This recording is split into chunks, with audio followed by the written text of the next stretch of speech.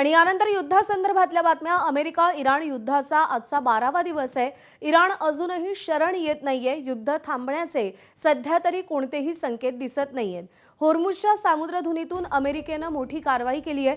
होर्मुझच्या सामुद्रधुनीत पाणसुरुंग पेरणारी इराणी युद्धनौका त्यांनी बुडवलेली आहे। इराणच्या 16हून अधिक युद्धनौका अमेरिकेने बुडवल्यात। होर्मुझच्या सामुद्रधुनीत पाणसुरुंग पेरल्यास गंभीर परिणाम होतील असा इशाराही ट्रम्प यांनी दिलेला आहे।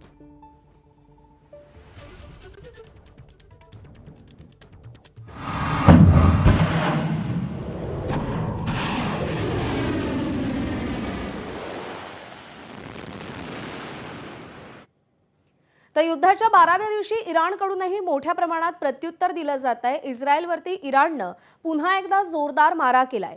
इराणनं इस्रायलवरती आतापर्यंत 37 वेळा क्षेपणास्त्र डागली आहेत। इराणच्या हल्ल्यामुळे इस्रायलचं मोठं नुकसान झालंय। अमेरिकेच्या सैन्य तळांवरही इराणनं सातत्यानं मारा केलाय। इराणच्या बॅलिस्टिक क्षेपणास्त्रांच्या माऱ्यामुळे जीवित आणि वित्तहानी झालेली आहे।